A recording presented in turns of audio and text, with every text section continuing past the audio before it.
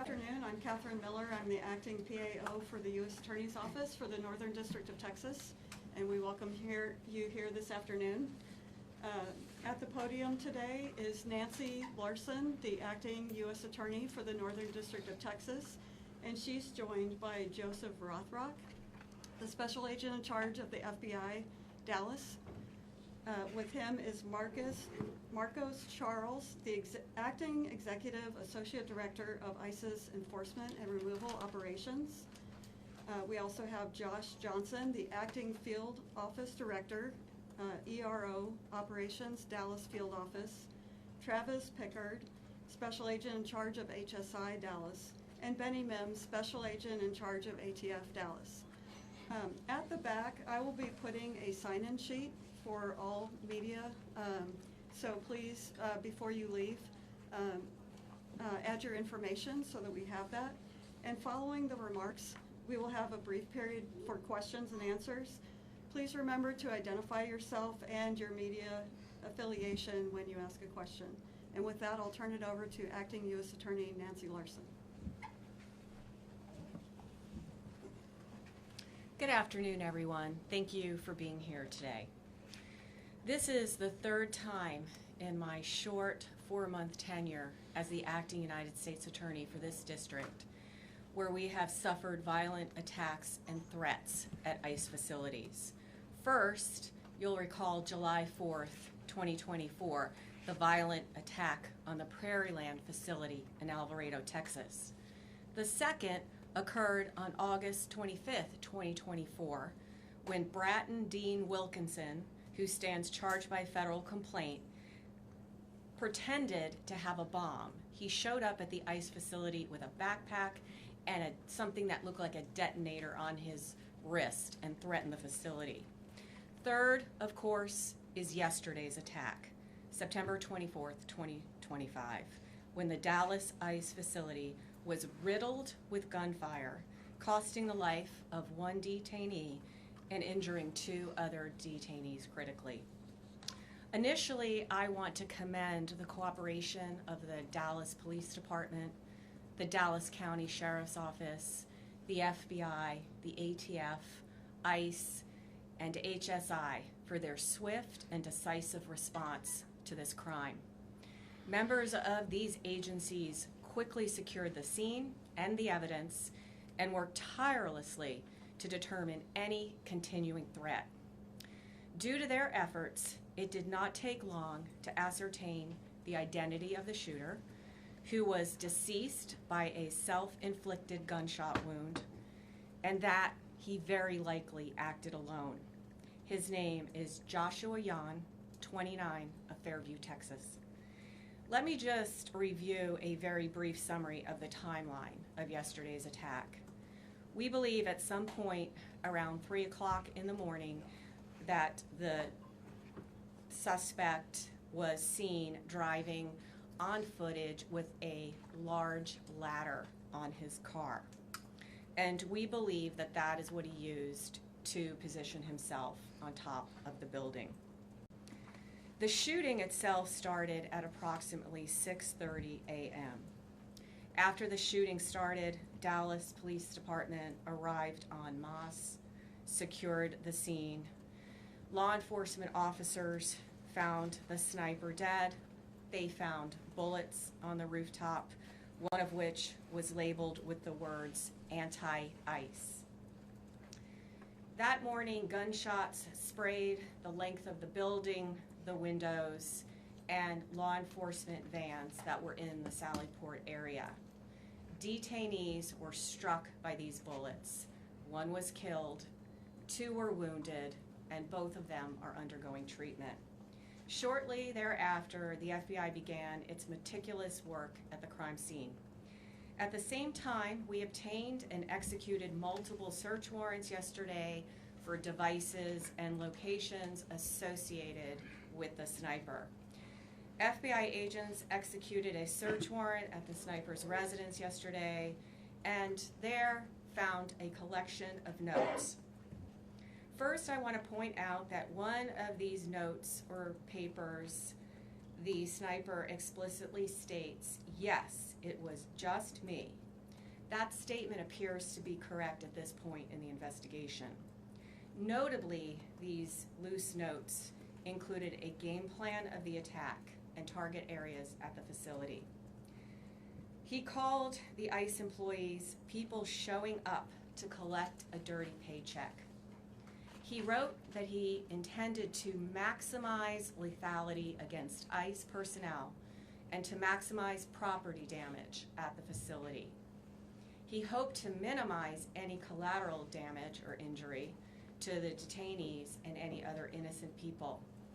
It seems that he did not intend to kill the detainees or harm them. It's clear from these notes that he was targeting ICE agents and ICE personnel. The tragic irony for his evil plot here is that it was a detainee who was killed and 2 other detainees that were injured when he fired into the Sally Port. He also hoped his actions would give ICE agents real terror of being gunned down, and he did this to induce constant stress in their lives. He hoped his actions would terrorize ICE employees and interfere with their work, which he called human trafficking. And this, what he did, is the very definition of terrorism. Again, his notes reveal, yes, it was just me and my brain. And he said, good luck with the digital footprint. And of course, we take this to mean that he deleted evidence from his devices. His words were definitively anti-ICE. That said, we did not find evidence of membership in any specific group or entity, nor did he mention any specific government agency other than ICE. Among his papers, though, was a handwritten note in which, in crude words, he expressed his hatred for the federal government. Finally, I want to address the heroism of our federal agents yesterday. While under fire, ICE agents and ATF agents who were also present in the facility's Sally Port area worked together to remove detainees from the vans and get them to safety while the bullets were flying. These agents were heroic, clearly willing to lay down their lives to save the lives of the detainees in their custody. And that's an extremely important point to make at this point in time. I want to express my deepest appreciation for the bravery of these law enforcement officers yesterday and every single day that they go out there to keep us safe. I'll now turn it over to FBI Special Agent in Charge of the Dallas Field Office, Joe Rothrock. Thank you.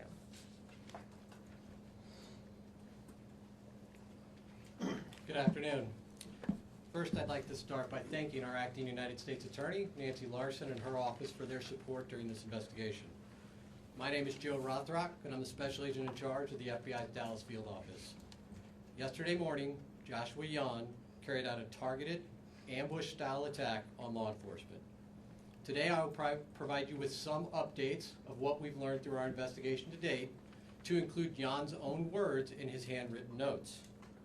Yan specifically intended to kill ICE agents. He fired at transport vehicles carrying ICE personnel, federal agents, and detainees. He also fired multiple shots into the windows of the office building where numerous ICE employees do their jobs every day. We now know that Yan engaged in significant high degree of pre-attack planning. He searched for information about the office building and how to track ICE agents' locations. Yan also acknowledged the potential for other casualties. He knew with a high likelihood ICE detainees would be transported that morning in the exact location where he was facing from his perch on a nearby rooftop. Yan's attack did in fact result in the tragic death of one detainee and the injury to 2 other detainees. We have been able to confirm that Yan legally obtained an 8mm bolt-action rifle he used in the shooting in August of this year. Based on our investigation to date, we believe Yan acted alone, but I'll stress our investigation continues. This attack, yet again, underscores the dangers that law enforcement face daily. We continue to see an increased threats against law enforcement.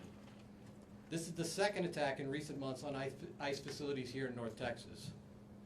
I do want to take this opportunity to thank our law enforcement partners, some of whom are here with us today. When Jan began firing, agents from both ICE and the ATF put themselves in the line of fire to move individuals off the transportation vehicles in an attempt to protect and rescue those that were injured. I want to thank them for their bravery. The Dallas Police Department and the Dallas County Sheriff's Office also quickly responded to the scene without any hesitation and ran towards danger. Ultimately, they located the shooter, who was deceased by an apparent self-inflicted gunshot wound. I want to thank them for their prompt response and dedication to protecting and serving their communities. I also want to thank our partners that have assisted in this investigation. The Fairview Police Department, as well as our partners in Oklahoma, to include Bryant County Sheriff's Department, Durant Police Department, and Choctaw Nation Light Horse Police, as well as our personnel from San Antonio and Oklahoma City within the FBI that assisted. The FBI has dedicated its entire breadth of resources to ensure this investigation is completed thoroughly. The FBI stands with our law enforcement partners, and today we express that the attacks against law enforcement officers will not be tolerated. While we believe Jan acted alone, we are still asking that anyone with information about Jan or his activities report that to the FBI at 1-800-CALL-FBI or at www.fbi.gov/Dallas ERO shooting. And with that, I will turn it over to Director Charles. Good afternoon. My name is Marcos Charles. I am the ICE Executive Associate Director for Enforcement and Removal Operations. The attack on ICE's Dallas field office yesterday was tragic. And while our hearts and prayers are with the family of the detainees who were shot, the evidence is clear that this was intended as an assault on ICE personnel who come to work every day to do their job. Violent rhetoric has led to over 1,000% increase in assaults on ICE officers, and it has to stop. In contrast to those who would demonize our men and women, yesterday our brave officers ran back into danger, along with ATF, our partners, to save the detainees while shots were still being fired. Those ICE officers just showed the world who they really are. Law enforcement officers who want the best for our country. That's ICE. Integrity, courage, excellence. They were willing to put their lives on the line to pull detainees out of the transport van to get them to safety. They are heroes, and I hope the media has the integrity to shine a light on this story. Enough is enough with the harmful lies and violent rhetoric. It has to stop.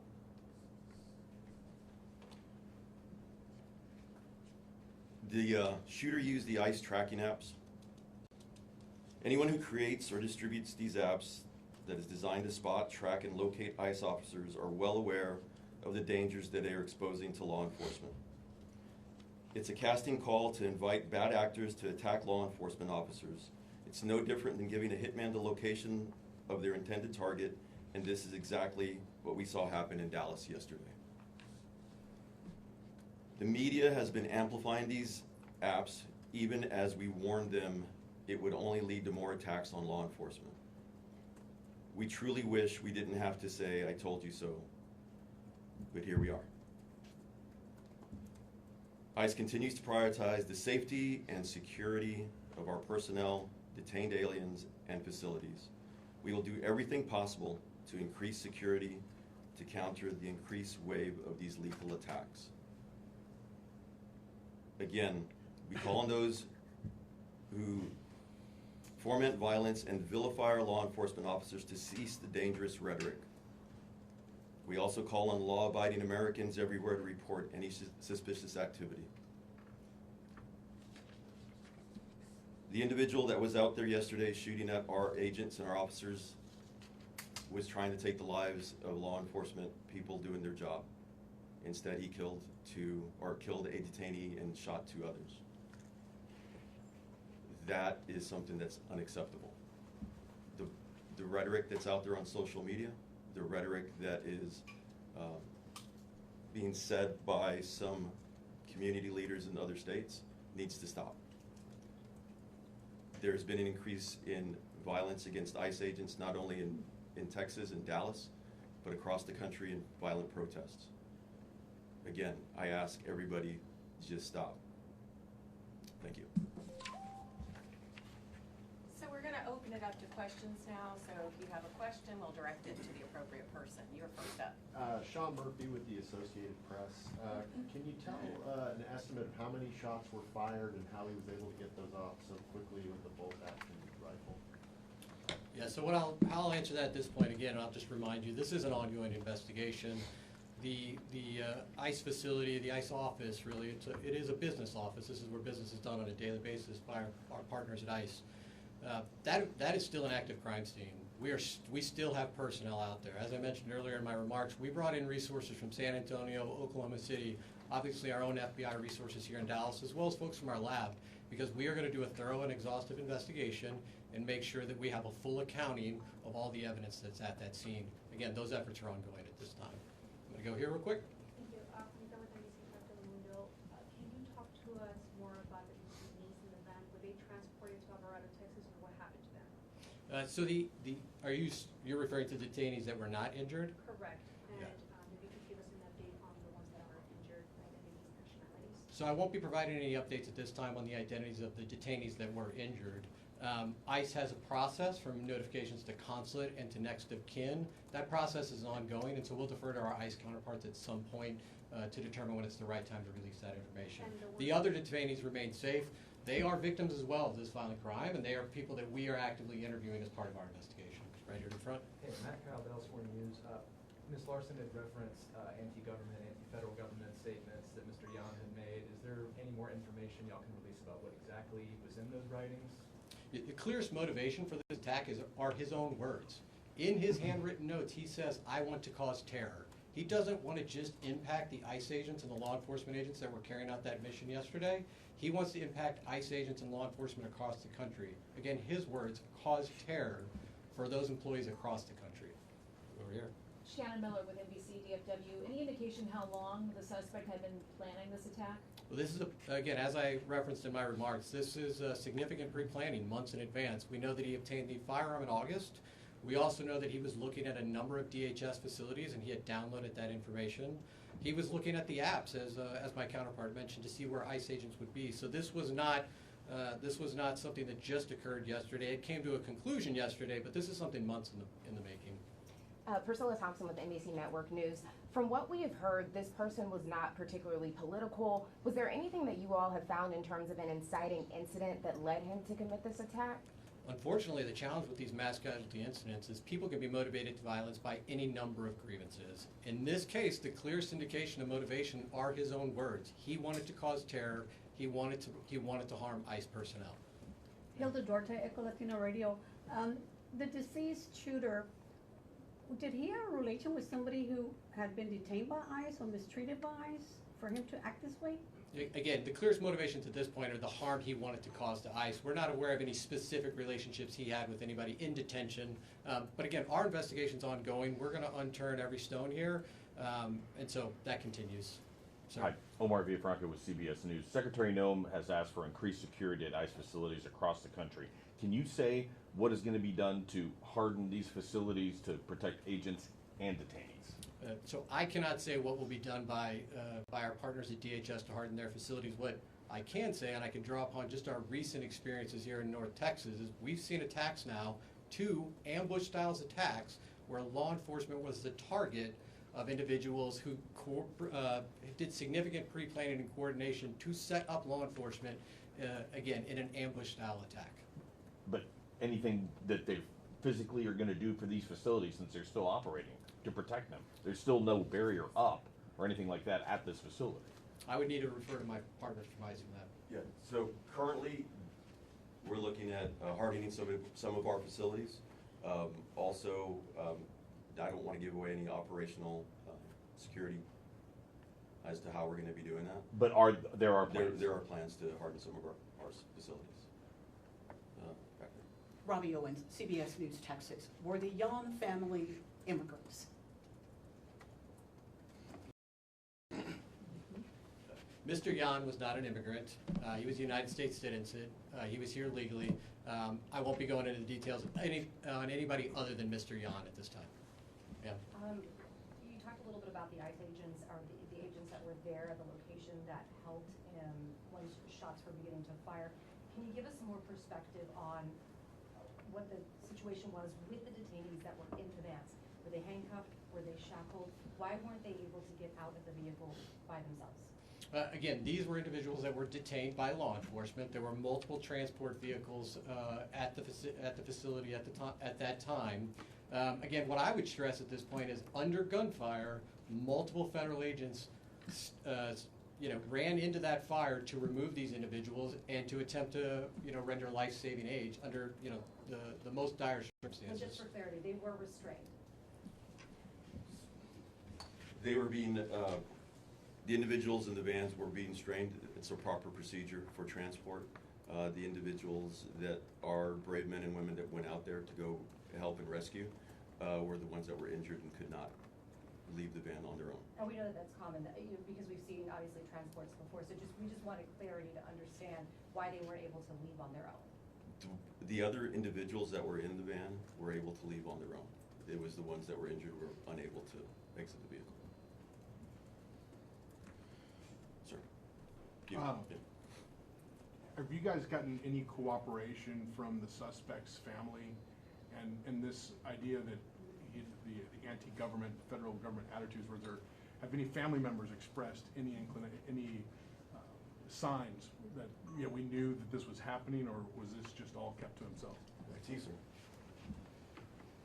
As is common in these investigations of mass casualty incidents, we are going to interview everybody we can identify that might have information about the motivations or who might have information about the pre-planning or who may have assisted in this attack. I won't be outlining every interview we conducted today, but we will be doing a thorough investigation. And again, one of the reasons we ask for additional information for the public is if there are those out there that had contact with Jan, we would like to hear from them, and we would like to gain an understanding of what their relationship was. Is his family cooperative?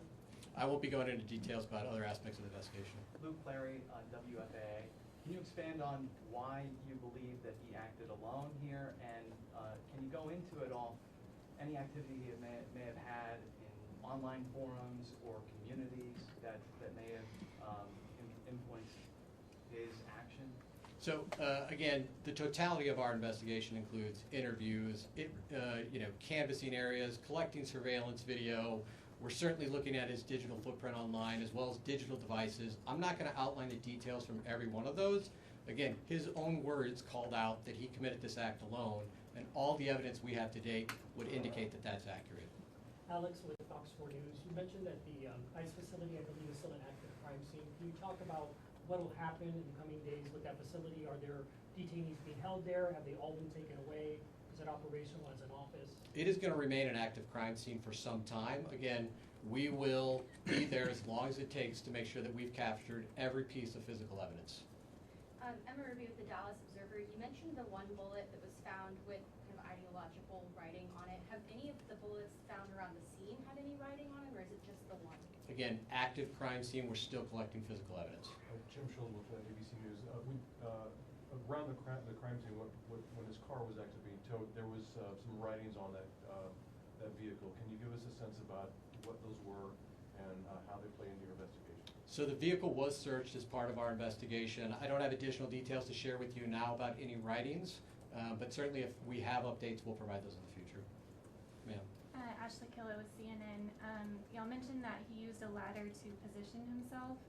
Did he use the ladder to get on top of the roof, or is that where he? Yeah, is that where his body was found? He was found on top of a neighboring roof. We believe he used the ladder to access that roof. Sir. Yeah, Dave with Fox News Channel. Was suicide part of his plan all along, or was he cornered by law enforcement? His handwritten notes indicate that he did not expect to survive this event. Sir. Kevin Reese, WFAA. A personal question, if you would dare.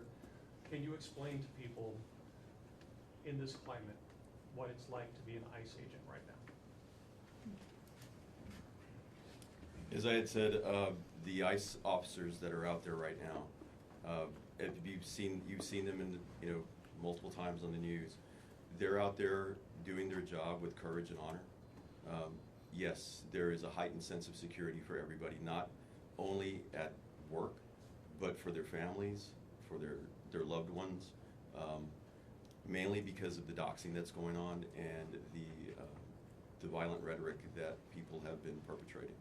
Mr. Charles, while you're up there, can I just follow up to that question and ask, of the agents that did respond on that day, for yesterday morning, can you tell us what they were wearing at the time? Because I know sometimes ICE agents do and don't have bulletproof gear on. Can you give us an idea of how they responded, what they had on them at the time? So they're wearing their normal gear, and it was not only ICE agents, it was ATF agents also that went out there and heroically came out and under fire went to rescue those individuals. Have you spoken to them? I have spoken to one of them so far. I haven't spoken to them. They're doing okay. All right, we have time for one more question. About the immigration status for those individuals who were injured. What's their immigration status gonna change? Maybe perhaps even those who were in the van, visa. The individuals that were in the van will be going through due process, and they'll go through the whole immigration proceeding. So I'm not going to go into what their status is currently. And those who were injured? Same thing. All right, folks, we have time for one more question. Can you at least tell us where the papers were found, Fairview or Oklahoma? That one's for you. So again, I'm not going to detail every aspect of the case. We did search his residence, and that is where we found the handwritten notes. And that's all the time we have for questions today. When we have more updates, we'll come back.